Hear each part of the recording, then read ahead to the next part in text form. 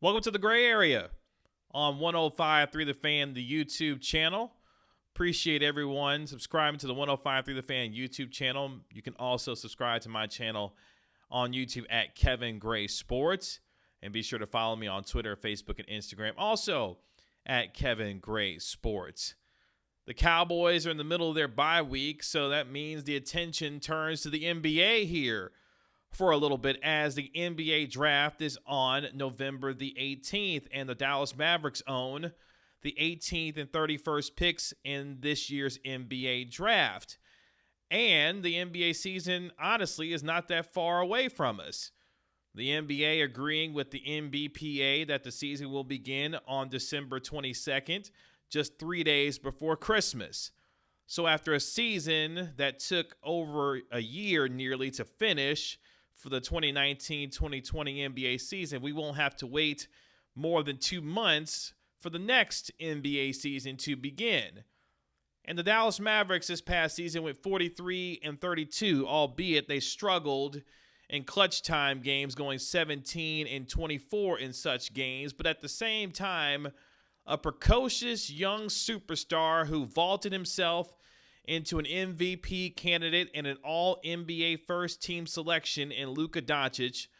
Granted, he is going to be flanked by a young man once he comes back who is not even 25 years old yet, and Kristaps Porzingis. Yes, he is dealing with a meniscus tear and still recovering from surgery. But a team that was the best in terms of offensive efficiency in NBA history seems like they are well on their way to getting better. A team that got knocked out in 6 games by the Los Angeles Clippers, whom a lot of folks think could have actually won that series had not Kristaps Porzingis actually gotten hurt in that series. But a playoff lesson was learned. Some toughness was learned by the Dallas Mavericks in that series against the Los Angeles Clippers, who were ultimately bounced by the Denver Nuggets. You saw the emergence of players like Tim Hardaway, Maxi Kleber, and Boban Marjanovic, and others throughout not only the course of the regular season, but also into the bubble in Orlando. You saw even a guy like Trey Burke get picked up off the street and provide some instant scoring for the Dallas Mavericks, which was obviously important for a team that likes to shoot the ball from the outside. And you can't forget about unsung heroes like Dorian Finney-Smith and others on this basketball team who have found their role for Rick Carlisle going forward.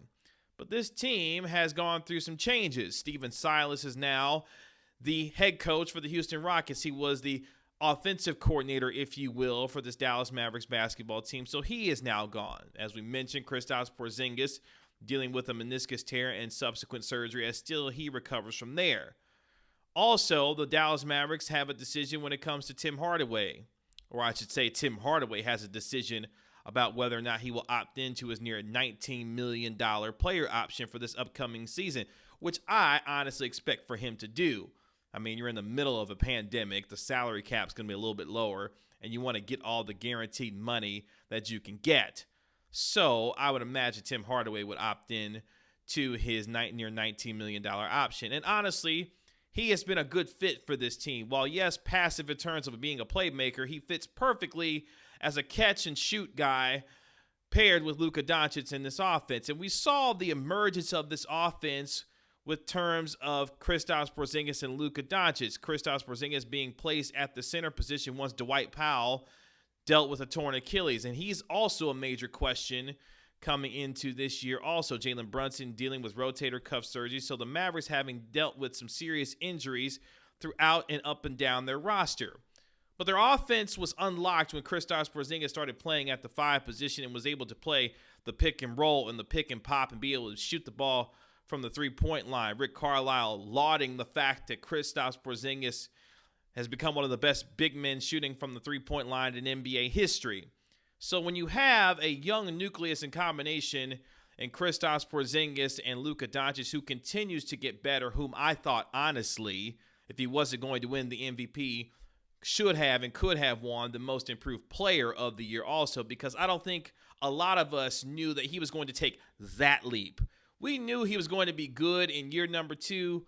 We didn't see this coming. A guy who became an all-NBA first-team selection, was in the top 5 in MVP voting, and a guy who seems like has made Dallas a destination for other stars to want to come. There have already been rumors about a guy like Zach LaVine or a Jrue Holliday or a Victor Oladipo being linked to the Dallas Mavericks and what that could potentially look like.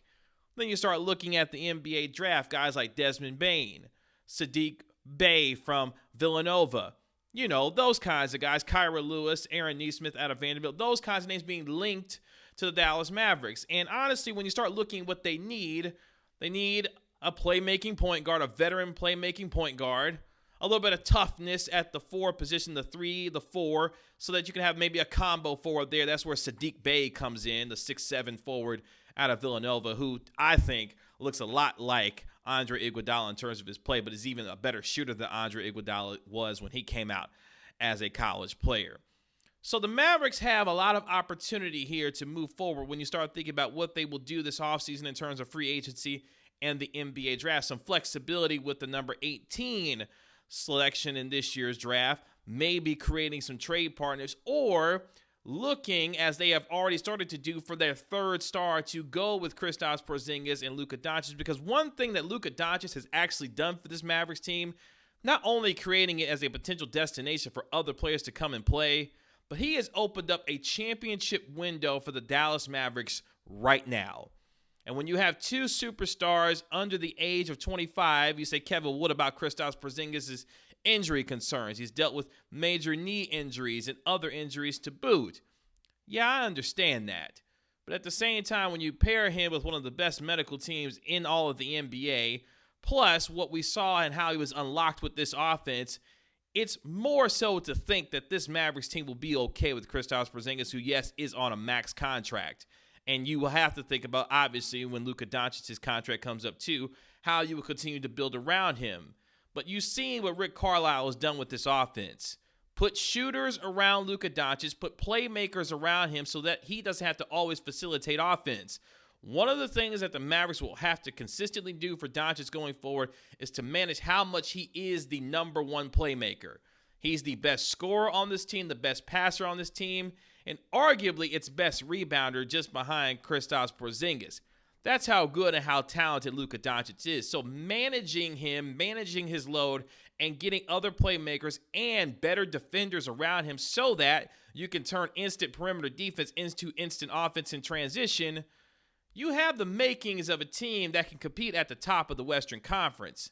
So I'll be very interested to see how the Mavericks approach this offseason. But one thing they have already is a guy in Luka Doncic who's an absolute superstar. But you've got to get better in terms of your defense. This was a defense in the Dallas Mavericks that finished 18th in the regular season. So defensively, if they can continue to get better, find a veteran playmaking point guard, find some toughness. A lot of folks think a guy like a Montrezl Harrell would be a perfect fit in Dallas because of his toughness and his rebounding and his mantra and his attitude. He could be a potential fit for Dallas also. But more than anything, you've got to surround Luka Doncic with the kinds of shooters to make his game easy for him to find passing lanes, because he's going to find you if you're an open shooter. You saw how good Tim Hardaway became as a catch-and-shoot three-point guy, one of the best in all of the NBA last year because of Luka Doncic's ability to facilitate offense. So look, Mark Cuban, Donnie Nelson, and this front office brass has an understanding and an opportunity that they have a generational superstar in Luka Doncic and a number 2 in Kristaps Porzingis, who could be the best number 2 on a championship team.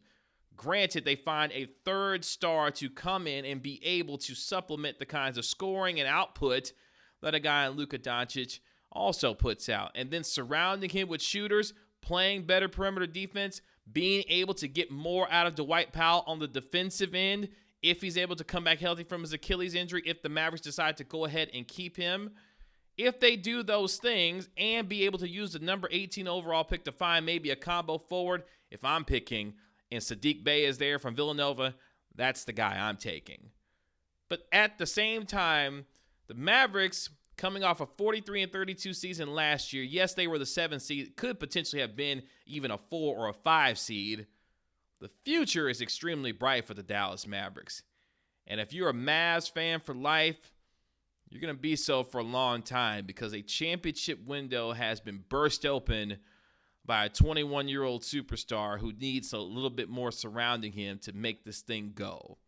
And if so, your man Rick Carlisle's got something going for this Dallas Mavericks basketball team. And who knows, Luka Doncic may be in the window of delivering a championship like his predecessor, Dirk Nowitzki.